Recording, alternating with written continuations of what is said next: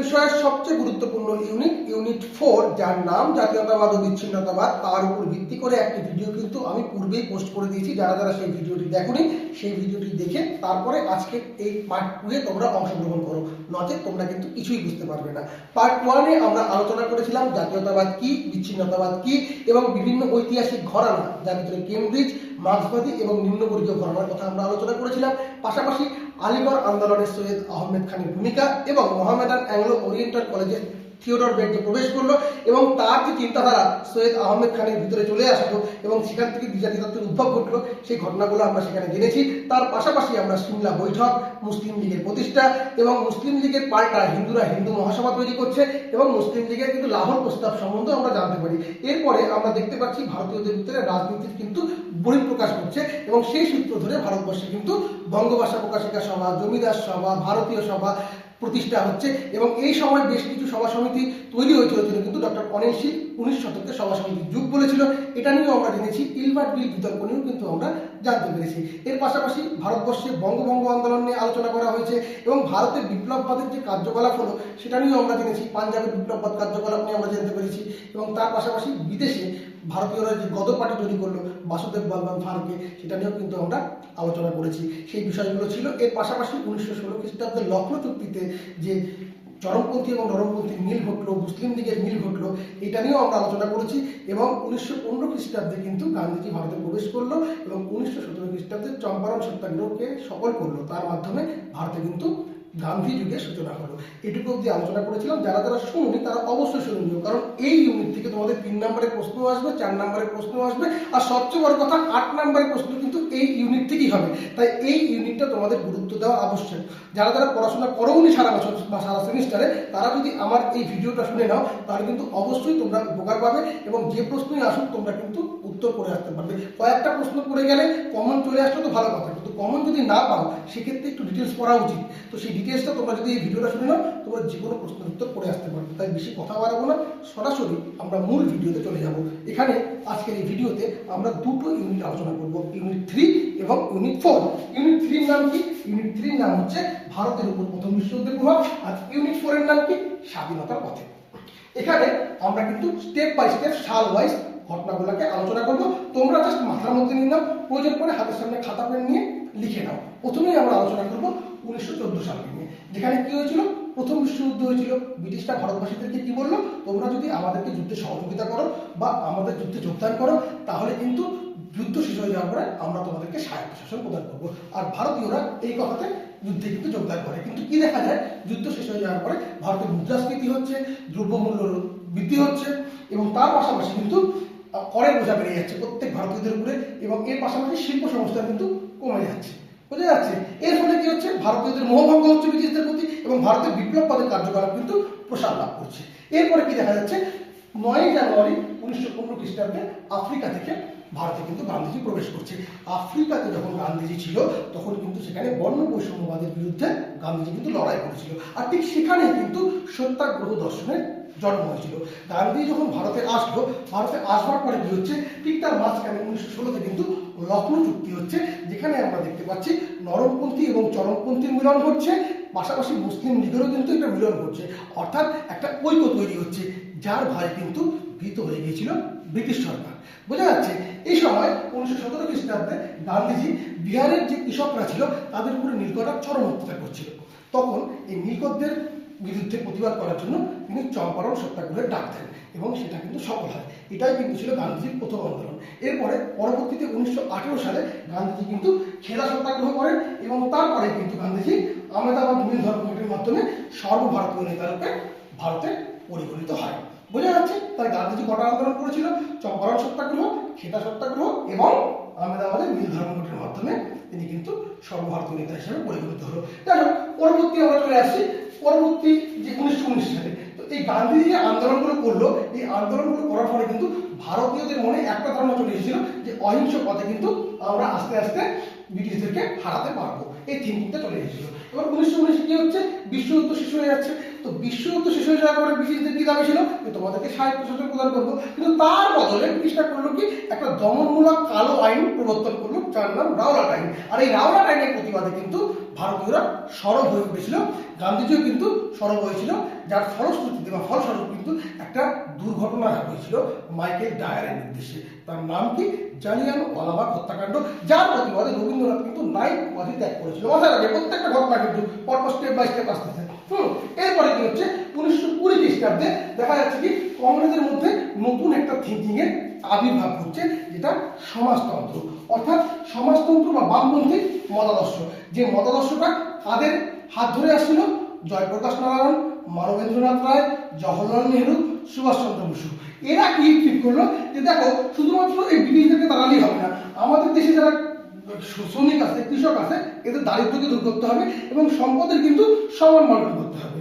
আর যেমন ভাবা তেমন কাজ, ঠিক সেইখান থেকে তারা কিন্তু একটা নতুন থিঙ্কিং দিয়ে তাদের কাজকর্ম করা শুরু করে দিল, যার ফলশ্রুতিতে 1924 খ্রিস্টাব্দে কিন্তু কানপুর ষড়যন্ত্র মামলা হলো, যেখানে কি ব্রিটিশরা অভিযোগ করছে বামপন্থীরা ব্রিটিশ রাজকে উৎখাত করতে চাইছে। যার ফলস্বরূপ কি হচ্ছে মুজাফফর আহমেদ, এস এ ডাঙ্গে, শওকত ওসমানী, নলিনী গুপ্ত এই সমস্ত বিখ্যাত নেতাদের কিন্তু গ্রেপ্তার করা হচ্ছে। গ্রেপ্তার করানোর পরে ব্রিটিশরা ভাবতেছে এদেরকে গ্রেপ্তার করলাম তাহলে হয়তো কাজ খতম, কিন্তু না, কেসটা হচ্ছে পুরোপুরি উল্টো। ফলে কি হচ্ছে ভারতের মধ্যে কিন্তু সাম্যবাদ ছড়িয়ে পড়ছে, ভারতের সবার মধ্যে সাম্যবাদ ছড়িয়ে পড়ছে, যার ফলশ্রুতিতে 1929 খ্রিস্টাব্দে কিন্তু মিরাট ষড়যন্ত্র মামলা হচ্ছে। মিরাট ষড়যন্ত্র মামলা আলোচনা করার আগে আমি একটুখানি পিছিয়ে যাব। 1927 সালে ভারতে কিন্তু সাইমন কমিশন আসছে এবং সাইমন কমিশনের বিরোধিতা করছে ভারতীয়রা। কেন? কারণ সাইমন কমিশনে কোনো ভারতীয় সদস্য ছিল না, তাই এইটাকে কিন্তু বর্জন করেছিল ভারতীয়রা। আর এর পাশাপাশি ভারতীয়রা নিজেরা একটা সংবিধান লেখায় মতিলাল নেহরুকে দিয়ে, যা নেহরু রিপোর্ট নামে পরিচিত। আর ঠিক এই টাইমে কিন্তু জিন্না তার 14 দফা করে পেশ করে। কত সালে করেছিল? 1929 সালে। আর এই 1929 সালে কিন্তু মিরাট ষড়যন্ত্র মামলা হচ্ছে, অর্থাৎ কি হচ্ছে 1928 থেকে 29-এ ভারতের শ্রমিক আন্দোলন যখন তুঙ্গে, তখন ব্রিটিশরা সারা দেশ থেকে 33 জন কমিউনিস্ট নেতাকে গ্রেপ্তার করছে, যার ভিতরে 2 জন বিদেশিও ছিল। কারা কারা? তারা হচ্ছে ফিলিপ স্প্রাট এবং বেঞ্জামিন গ্যাটলি।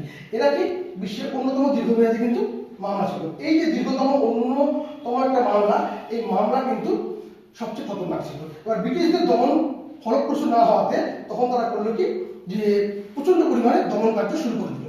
কিন্তু এর ফলে ভারতের ভিতরে কি হচ্ছে সুভাষচন্দ্র, এম এন রায়, জয়প্রকাশ নারায়ণ, নেহরু এরা অনুভব করলো যে না, এবার আমাদের একটা সুসংগঠিত দল তৈরি করতে হবে। আর সেই সূত্র ধরেই 1934 খ্রিস্টাব্দে তৈরি হচ্ছে কংগ্রেস সমাজতন্ত্রী দল, যাদের আদর্শ কি ছিল বলতো? পূর্ণ স্বরাজ অর্জন করবো, জমিদার প্রথার বিলোপ ঘটাবো এবং কৃষক শ্রমিকদের স্বার্থ রক্ষা করবো।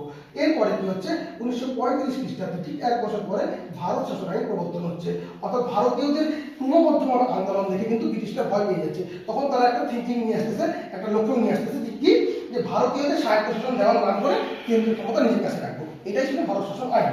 এবার এর ফলাফল 1937 সালে একটা নির্বাচন হচ্ছে। কি হচ্ছে? 1937 সালে একটা নির্বাচন হচ্ছে, যে নির্বাচনে কংগ্রেস 7টা প্রদেশে জয়লাভ করতেছে এবং এই যে সরকার জয়লাভ করে সরকার গঠন করলো, সেই সময় জিন্নার নেতৃত্বে মুসলিম লীগ কি বলছে যে আমাদের পৃথক পাকিস্তান চাই, অর্থাৎ এরা পৃথক পাকিস্তান রাষ্ট্রের স্বপ্ন দেখতেছে। এই সময় 1940 সালে কিন্তু লাহোর প্রস্তাবে পাকিস্তানের কথা বলা হয়েছিল। আগেই বলেছিলাম, আগে ভিডিওতে আলোচনা করেছিলাম যে সংখ্যাগরিষ্ঠ মুসলিমদের নিয়ে আলাদা রাষ্ট্রের কথা বলা হচ্ছে, সেখানে পৃথক পাকিস্তানের কথা বলা হয়নি, কিন্তু সংখ্যাগরিষ্ঠ মুসলিমদের নিয়ে আলাদা রাষ্ট্রের কথা বলা হয়েছিল। তো সেটা 1940 সালে কিন্তু লাহোর প্রস্তাবে বলা হচ্ছে। এখানে একটু পিছিয়ে যাবো, 1939 খ্রিস্টাব্দে দ্বিতীয় বিশ্বযুদ্ধ হচ্ছে। তো সেই দ্বিতীয় বিশ্বযুদ্ধে ভারতীয়দেরকে না জানায় কিন্তু ভারতীয়দেরকে যুদ্ধে সামিল করে দেওয়া হচ্ছে। এর প্রতিবাদে কিন্তু কংগ্রেস প্রাদেশিক মন্ত্রিসভা ত্যাগ করে দিচ্ছে এবং 1940 খ্রিস্টাব্দের যুদ্ধে ভারতীয়দের সাহায্য পেতে ব্রিটিশ বড়লাট কি করতেছে? ব্রিটিশ বড়লাটের নাম ছিল হচ্ছে লর্ড লিনলিথ। এই লর্ড লিনলিথ কিছু প্রতিশ্রুতি দিচ্ছেন, কিন্তু ভারতবর্ষীরা তা প্রত্যাখ্যান করতেছে। পরিস্থিতি যখন বেগতিক, তখন ব্রিটিশরা কিন্তু 1942 সালে ক্রিপসকে বা স্ট্যাফোর্ড ক্রিপসকে ভারতবর্ষে পাঠায়, যা ক্রিপস মিশন নামে পরিচিত। কিন্তু এই ক্রিপসের প্রস্তাবগুলো ছিল অস্পষ্ট, তাই গান্ধীজি এই ক্রিপস প্রস্তাবকে কিন্তু কি বলেছিল? ভেঙে পড়া ব্যাংকের উপরে একটি পোস্ট ডেটেড চেক বলে উল্লেখ করেছিল। পরিস্থিতি যখন বেগতিক, তখন গান্ধীজি কি আরম্ভ করলো? গান্ধীজি কিন্তু নতুন একটা ডাক দিলেন, করেঙ্গে ইয়া মারেঙ্গে, নয় করবো নয় লড়বো, এই বলে 8ই আগস্ট 1942 খ্রিস্টাব্দে ভারত ছাড়ো আন্দোলনের সূত্রপাত করলেন। গান্ধীজির কিন্তু বেশ কয়েকটা আন্দোলন আছে, অসহযোগ আন্দোলন, আইন অমান্য আন্দোলন, ভারত ছাড়ো আন্দোলন। খিলাফত আন্দোলন এবং অসহযোগ আন্দোলনকে কিন্তু সে একসাথে পরিচালনা করেছিলেন। যাতে খিলাফত আন্দোলনকে কেন সমর্থন করেছিলেন? যাতে মুসলিম এবং হিন্দুদের মধ্যে একটা ঐক্যতা সৃষ্টি হয়। তো যাই হোক, কয়েকটা আন্দোলন যেগুলো আমাদের রয়েছে, অসহযোগ, আইন অমান্য, ভারত ছাড়ো, সেগুলো আমরা একটু স্টেপ বাই স্টেপ দেখে নিই। অসহযোগ আন্দোলন হয়েছিল 1920 থেকে 22-এর মধ্যে, আইন অমান্য হয়েছিল 1930 থেকে 34-এর মধ্যে, ভারত ছাড়ো হয়েছিল 1942-এ। তো দেখে নাও প্রত্যেকটা আন্দোলনের মূল স্লোগান কি ছিল? অসহযোগ আন্দোলন ছিল স্বরাজ অর্জন, আইন অমান্য ছিল পূর্ণ স্বরাজ, ভারত ছাড়ো ছিল করেন্টি আমারেন্টি, অর্থাৎ নয় করবো নয় করবো। শুরুর কারণ কি? রাওলাট আইন এবং জালিয়ানওয়ালাবাগ হত্যাকাণ্ড ছিল অসহযোগ আন্দোলনের জন্য, ব্রিটিশদের লবণ আইন ভঙ্গ করা ছিল ডান্ডি অভিযান, এবং ক্রিস মিশনের ব্যর্থতা এবং জাপানি আক্রমণের ভয় ছিল হচ্ছে ভারত ছাড়ো আন্দোলন। আন্দোলনের পদ্ধতি কি ছিল? স্কুল, কলেজ, আদালত এবং সরকারি উপাধি অর্জন করতে হবে, এটা ছিল অসহযোগ আন্দোলনের। সরকারি আইন অমান্য করা ও কর দেওয়া বন্ধ করা ছিল আইন অমান্য আন্দোলনের পদ্ধতি। আর ব্রিটিশদের ভারত ত্যাগে বাধ্য করা এবং সমান্তরাল সরকার গঠন ছিল হচ্ছে ভারত ছাড়ো আন্দোলনের পদ্ধতি। দেখো, অসহযোগ আন্দোলনে কিন্তু চৌরি চৌরার হিংসার কারণে গান্ধীজি এই আন্দোলনকে বন্ধ করে দিয়েছিলেন। আইন অমান্য আন্দোলন কিন্তু মূলত অহিংস পদ্ধতিতে হলেও কয়েকটা জায়গায় হিংসতা জায়গা পেয়েছিল। আর ভারত ছাড়ো আন্দোলন কি ছিল? এটা সব থেকে স্বতঃস্ফূর্ত এবং গণ আন্দোলন ছিল। কারণ প্রত্যেক নেতাকে পরের দিন 8ই আগস্ট যখন মানে গান্ধীজি ডাক দিল, পরের দিন আমাদের প্রতিটা যত বড় বড় নেতা ছিল সমস্ত নেতাকে কিন্তু গ্রেপ্তার করে নিয়েছিল ব্রিটিশ সরকার। কিন্তু তা সত্ত্বেও স্বতঃস্ফূর্ত গণ আন্দোলন কিন্তু এটা হয়েছিল। বুঝা যাচ্ছে? নারীদের ভূমিকা, বাসন্তী দেবী, উর্মিলা দেবী রাস্তায় নেমে প্রচার করেছিল অসহযোগ আন্দোলনে। সরোজিনী নাইডু, কমলা নেহরু নবম সত্যাগ্রহে যোগ দিয়েছিল আইন অমান্য আন্দোলনে। মাতঙ্গিনী হাজরা, উষা মেহতা, অরুণা আসফ কিন্তু বীরত্ব দেখিয়েছিল ভারত ছাড়ো আন্দোলনে। তেরেঙ্গা করতে দেয়নি মাতঙ্গিনী হাজরা, গুলিবদ্ধ হয়ে মারা গিয়েছিল। মাথা রাখবে, এটা খুব ইম্পর্টেন্ট ক্যারেক্টার। আর আন্দোলনের রীতি 5 ফেব্রুয়ারি 1922 খ্রিস্টাব্দে চৌরি চৌরার ঘটনা, যেখানে পুলিশ থেকে কিন্তু পুড়িয়ে মারা হয়েছিল। সেই ঘটনা মানে হিংসতা চলে আসলো এই আন্দোলনের ভিতরে। তাই গান্ধীজি কিন্তু অসহযোগ আন্দোলন পরিত্যাগ করেছিলেন বা বন্ধ করে দিয়েছিলেন। 1931-এ গান্ধী আন্দোলন চুক্তির মাধ্যমে আইন অমান্য আন্দোলন বন্ধ হয়েছিল। আর ব্রিটিশ দমনের ফলে স্তীমিত হলেও স্বাধীনতার ভিত করে দিয়েছিল হচ্ছে এই ভারত ছাড়ো আন্দোলন। আর তোমরা জেনে অবাক হবে, ভারত ছাড়ো আন্দোলনে কিন্তু আমাদের এই বালুরঘাট শহর কিন্তু বেশ গুরুত্বপূর্ণ ভূমিকা পালন করেছিল, মাথায় রাখতে হবে। হ্যাঁ, যাই হোক, বালুরঘাট শহর থেকে বিরাট বড় আন্দোলন করেছিল, এটা কিন্তু ইতিহাসের কথা তোমরা পাবে বালুরঘাট শহরের কথা। যাই হোক, এরপরে এই প্রত্যেকটা আন্দোলন কিন্তু ব্যর্থ হয়েছিল। তো ব্যর্থতার কারণগুলো অবশ্যই করে জেনে নেওয়া উচিত, বা প্রত্যেকটা আন্দোলনে নারীদের ভূমিকা বেশি ওটা জেনে নেওয়া উচিত, খুবই গুরুত্বপূর্ণ। আমি যা শর্টকাটে তোমাদেরকে বুঝিয়ে দিলাম, যাতে যে প্রশ্ন আসে তোমরা কিন্তু উত্তর করে আসতে পারো। আর সবচেয়ে গুরুত্বপূর্ণ ঘটনা হচ্ছে সুভাষচন্দ্র বসুর আজাদ হিন্দ ফৌজ, এটা কিন্তু গুরুত্বপূর্ণ 8 নম্বরের জন্য। প্রত্যেকটা সেক্টরে কিন্তু এই প্রশ্নটা গুরুত্বপূর্ণ আছে। আমি শর্টকাট আকারে তোমাদের বুঝিয়ে দিচ্ছি যাতে তোমরা বুঝে নিতে পারো। দেখো, স্টেপ বাই স্টেপ মাথায় রাখো। 16ই জানুয়ারি 1941-এ সুভাষচন্দ্র গভীর রাতে ব্রিটিশদের চোখে ধুলো দিয়ে কিন্তু কলকাতা থেকে পালিয়ে যাচ্ছে। এই ঘটনাকে বলা হচ্ছে মহানিষ্ক্রমণ। এরপর তিনি কি জিয়াউদ্দিন ছদ্মনামে কাবুল থেকে রাশিয়া থেকে জার্মানিতে পৌঁছাচ্ছে। এবার 29 মে 1942 হিটলারের সঙ্গে দেখা করছে। দেখা করার পরে কি হচ্ছে? জার্মানিতে যে সমস্ত বন্দী ভারতীয় সেনারা ছিল তাদেরকে নিয়ে একটা ফ্রি ইন্ডিয়া লীগ গঠন করছে। সেখানে তাকে অনেক নেতাজিকে মানে সুভাষ বসুকে প্রথম নেতাজি উপাধি দেওয়া হচ্ছে। এরপর কিন্তু একটা দুর্বিষহ অভিযান হচ্ছে, সাবমেরিন করে জার্মানি থেকে জাপানে আসছে। সেখানে গেছিলেন রাসবিহারী বসু। তো রাসবিহারী বসু কিন্তু আজাদ হিন্দ ফৌজ অর্থাৎ আইনের দায়িত্ব নেতাজির হাতে তুলে দিচ্ছে জাপানে।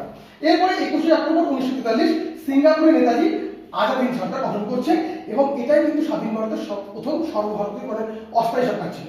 এবার কি স্লোগান দিচ্ছে কি? দিল্লি চলো। নেতাজি কি বলতো? দিল্লি চলো, এবং তোমরা আমার রক্ত দাও, আমি তোমার স্বাধীনতা দেবো। এরপরে নেতাজি কি ব্রিগেড গঠন করলেন। কি কি brigade? Gandhi brigade, Nehru brigade, Azad brigade, Subhas brigade, ঝাঁসি রানী ব্রিগেড। আর ঝাঁসি রানী ব্রিগেডের কিন্তু যে নেতৃত্ব দিয়েছিলেন তিনি হচ্ছে লক্ষ্মী স্বামীনাথন। তারপরে ভারত অভিযান শুরু হলো। জাপানিদের সাহায্য নিয়ে তিনি আন্দামান এবং নিকোবর দ্বীপপুঞ্জ দখল করলেন, এবং তার নাম দিলেন কি? শহীদ ও স্বরাজদ্বীপ। এরপর 1944 সালে মায়ানমার বার্মা হয়ে ভারত সীমান্তের ইম্ফল এবং কোহিমা পর্যন্ত পৌঁছাবে। এবার কি হচ্ছে? ব্যর্থতা। কারণ দ্বিতীয় বিশ্বযুদ্ধে জাপান আত্মসমর্পণ করলো, যার ফলে কিন্তু আজাদ হিন্দ ফৌজ আর রসদ পেল না। তো রসদ ফুরিয়ে যাচ্ছিল, এর ফলে আজাদ হিন্দ ফৌজ কিন্তু কিছু আটতে বাধ্য হলো। এবার কি হচ্ছে? 18ই আগস্ট 1945 তাইহুকু বিমান দুর্ঘটনায় কিন্তু নেতাজি অন্তর্ধান হচ্ছে। অনেকে বলছে মৃত্যু হয়েছে, কেউ বলছে মৃত্যু হয়নি, কেউ আবার বলছে ভারতে ফিরে এসেছিল। তো ঐতিহাসিকদের এই নিয়ে বিতর্ক আগেও ছিল, এখনো আছে, পরেও হয়তো থাকবে। তো সেটা নিয়ে আমি যাচ্ছি না। এবার আমরা আলোচনা করছি 18 ফেব্রুয়ারি 1946-এর নৌ বিদ্রোহ। এটাও কিন্তু গুরুত্বপূর্ণ প্রশ্ন। বোম্বাই তরোয়াল জাহাজে এই কিন্তু বিদ্রোহ হয়েছিল, যার মূল নেতা ছিলেন বিসি দত্ত। তিনি কি করেছিলেন? জাহাজের গায়ে লিখে দিয়েছিলেন ইংরেজ ভারত ছাড়ো। এটা লেখার পরে গ্রেপ্তার হয়েছিলেন। বিদ্রোহের কারণ কি ছিল? ভারতীয় নৌসেনাদের প্রতি বৈষম্য এবং অপমান, তাদের বাজে বাজে খাবার দেওয়া হতো, তাদের সঙ্গে বাজে ব্যবহার করা হতো, এটা ছিল মূল কারণ। তার পাশাপাশি কি ছিল, আজাদিন ফৌজের যে বীরত্ব ও তাদের যে বন্দীশীরা তাদের উপরে কিন্তু ব্রিটিশরা অত্যাচার করতো, প্রচুর পরিমাণে অত্যাচার করতো। এই এবং তাদের যে বিচার ছিল সেই বিচার দেখে কিন্তু নৌসেনারা ক্রুদ্ধ হয়েছিলেন এবং খুব দ্রুত এই নৌ বিদ্রোহটা কিন্তু করাচি, কলকাতা, মাদ্রাজ বিমানবন্দরে ছড়িয়ে পড়েছিল এবং প্রায় 20,000 নৌসেনা কিন্তু এতে যোগ দিয়েছিল। বিদ্রোহীরা ব্রিটিশ পতাকা নামিয়ে কি করলো, কংগ্রেস, মুসলিম লীগ এবং কমিউনিস্টদের পতাকা উড়িয়ে দিল।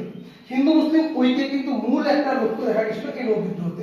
সাধারণ মানুষ কিন্তু এই বিদ্রোহকে সমর্থন করেছিল, ব্রিটিশদের বিরুদ্ধে ধর্মঘট পালন করেছিল। ব্রিটিশরা প্রচুর গুলি চালায়, প্রচুর মানুষ মারা যায় এবং ব্রিটিশরা নৌ সেনাদেরকে কিন্তু হুমকি দিয়েছিল তোমাদের জাহাজ আমরা উঠিয়ে দিব।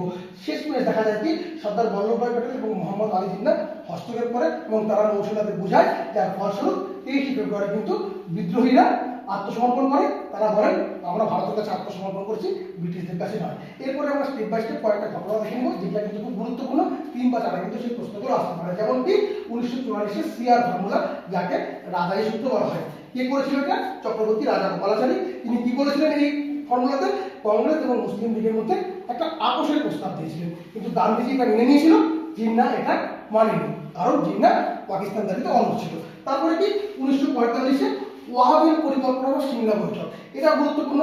বড়লাট ওয়াহাবের রাজনৈতিক যে অচলাবস্থা ছিল সেই সময় ভারতে, সেটা কাটাতে সিমলায় একটা বৈঠক ডেকেছিলেন, কিন্তু জিন্নাহ জেদের কারণে এই বৈঠকটা ব্যর্থ হয়। এরপরে কি 1946-এ মন্ত্রী মিশন বা ক্যাবিনেট মিশন, অর্থাৎ ব্রিটিশ প্রধানমন্ত্রী এটি 3টা সদস্যের একটা দল পাঠিয়েছিল।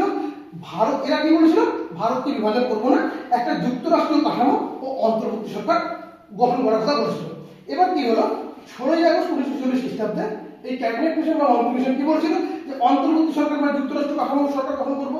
কিন্তু 16ই আগস্ট 1946-এ ক্যাবিনেট মিশন পাকিস্তান না দেওয়ায় জিন্নাহ প্রত্যক্ষ সংগ্রামে ডাক দিচ্ছে, প্রত্যক্ষ সংগ্রামে ডাক দিচ্ছে। এটা থেকে 3 নম্বর প্রশ্ন আসতে পারে। এর ফলে কি হচ্ছে, যে এর ফলে ভয়াবহ একটা সাম্প্রতিক সাম্প্রদায়িক দাঙ্গা হচ্ছে, যার নাম দ্য গ্রেট ক্যালকাটা গেম। এটা কিন্তু গুরুত্বপূর্ণ প্রশ্ন। এবার কি হচ্ছে, সেপ্টেম্বর 1946 নেহরুর নেতৃত্বে একটা অন্তর্বর্তী সরকার গঠন করা হচ্ছে, কিন্তু এর ফলে দাঙ্গা থামানো কিন্তু কঠিন হয়ে পড়ছে। এরপরে 20 ফেব্রুয়ারি 1947 ব্রিটিশ প্রধানমন্ত্রী এটলি ঘোষণা করছে জুন মাসের 1948 জুন মাসের মধ্যে ব্রিটিশরা ক্ষমতা ছেড়ে দেবে। এই সময় মে মাসে 1947 সালে বলকান প্রস্তাব দিচ্ছে লর্ড মাউন্টব্যাটেন। অর্থাৎ এটা ছিল ভারতকে অনেকগুলো টুকরো করে ভাগ করার একটা প্রাথমিক পরিকল্পনা। অর্থাৎ তিনি কি বলছিলেন, নেহরু এর তীব্র বিরোধিতা করেছিলেন যে ভারতের অন্যান্য প্রত্যেক রাজ্যকে স্বাধীনতা দিয়ে দেওয়া হবে এবং যে রাজ্য ভারতের সঙ্গে থাকতে চাইবে থাকবে, কিন্তু নেহরু এর প্রতিবাদ করেছিল। তারপরে কি হচ্ছে, 3 জুন 1947 লর্ড মাউন্টব্যাটেন দেখলেন দেশ ভাগ ছাড়া আর কোনো গত্যন্তর নেই। তখন তিনি ভারত এবং পাকিস্তান দুটি ডোমিনিয়নে ভাগ করলেন, অর্থাৎ দুটা রাষ্ট্রে পৃথক পরিকল্পনা দিলেন। এবার কি হচ্ছে, 15ই আগস্ট 1947 ভারত ভাগ হচ্ছে, সেটা কংগ্রেসের যে নেতারা তারা কিন্তু মেনে নিতে পারেনি, তাদের একটা মাথা বাঁধাচ্ছে, মাথা কেটে নেওয়া ভালো ছিল। ওই জন্য 14ই আগস্ট 1947 পাকিস্তান স্বাধীন হলো এবং 15ই আগস্ট 1947 ভারতবর্ষ স্বাধীন হলো এবং আমাদের অখণ্ড ভারতবর্ষ দুটো ভাগে বিভক্ত হয়ে ভারত এবং পাকিস্তান নামকরণ হলো। পরবর্তীকালে তো পাকিস্তান ভেঙে আবার বাংলাদেশ হলো, সেই ঘটনা তো আমি আগেই করে দিয়েছি একটি ভিডিওতে, যারা দেখোনি সেই 6 নাম্বার ইউনিট অবশ্যই দেখে নিও। তো এই ছিল আলোচনা, এখান থেকে কিন্তু বেশ কিছু গুরুত্বপূর্ণ প্রশ্ন হতে পারে। প্রত্যেকটি আন্দোলন, অসহযোগ আন্দোলন, আইন অমান্য আন্দোলন, ভারত ছাড়ো আন্দোলন, অসহযোগ আইন অমান্য ভারত ছাড়ো, 3টা আন্দোলনের প্রশ্ন হতে পারে। এখানে নারীর ভূমিকা কি ছিল, আন্দোলনটা ব্যর্থ হলো কেন, প্রশ্ন হতে পারে। খুবই গুরুত্বপূর্ণ। আজাদিন ফৌজ, সুভাষচন্দ্র বসু, প্রচন্ড গুরুত্বপূর্ণ। নৌ বিদ্রোহ প্রচন্ড গুরুত্বপূর্ণ, ভালো করে করতে হবে। গান্ধীজির উত্থান, নেতা হিসাবে যে গান্ধীজির উত্থান, এটা খুব গুরুত্বপূর্ণ রয়েছে।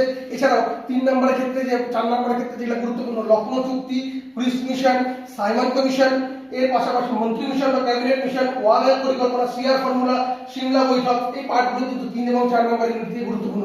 কানপুর ষড়যন্ত্র মামলা, বিরাট ষড়যন্ত্র মামলা, কংগ্রেস সমাজতন্ত্রী দল, ভারত শাসন আইন, মন্টেগু চন্দ্র সংস্কার আইন, তো এই পার্টগুলো কিন্তু প্রচন্ড পরিমাণে, পিস মিশন, এগুলো কিন্তু গুরুত্বপূর্ণ রয়েছে, লাহোর প্রস্তাব। তো এই পার্টগুলো গুরুত্বপূর্ণ। যারা যারা এই পার্টটা তোমরা বুঝে নিয়েছো তাদের কিন্তু কোনো রকম অসুবিধা হবে না, যে প্রশ্নই আসুক তোমরা কিন্তু ঠিক বানিয়ে লিখে আসতে পারবে। যারা যারা শুনোনি তাদের কিন্তু অসুবিধা হয়ে যাবে। তাই তোমরা অবশ্যই পারলে এই ভিডিওটি যারা যারা দেখছো তোমাদের বন্ধুদের মধ্যে শেয়ার করে দিও। ইউটিউব প্ল্যাটফর্মে যদি এই ভিডিওটি দেখে থাকো অবশ্যই তোমরা কিন্তু চ্যানেলটিকে সাবস্ক্রাইব করে পাশে দেওয়া নোটিফিকেশন বেলআইকনটি ক্লিক করে রাখো পরবর্তী আপডেট পাওয়ার জন্য। আর তোমরা যদি Sanjit study centre SSC Facebook page বা ইনস্টাগ্রাম পেজে ভিডিওটি দেখে থাকো, পেজটিকে অবশ্যই ফলো করে দিও। সম্পূর্ণ ভিডিও থাকবে না, অবশ্যই কাট করে দেবো ভিডিওটিকে, তো তোমরা ফুল ভিডিওটি কিন্তু ইউটিউব চ্যানেলে পাবে। তো বেশি কথা বলবো না, বেশি দেরি করলে তোমাদের অসুবিধা হয়ে যাবে। তোমরা অবশ্যই ভিডিওটিকে ভালোবার করে দেখো, কোথাও যদি বুঝতে অসুবিধা হয় কমেন্ট করে জানাও, আমি অবশ্যই তোমাদের চেষ্টা করবো ভালো করে বুঝিয়ে দেওয়ার। তো তোমরা ভালো মতো প্রস্তুতি নাও, ভিডিওগুলো দেখো, অবশ্যই উপকার পাবে, ভালো করে উত্তর করে আসতে পারবে। তো আজকের মতো এখানে শেষ করছি, দেখা হবে তোমাদের সঙ্গে পরবর্তী ভিডিওতে। Tata, bye bye.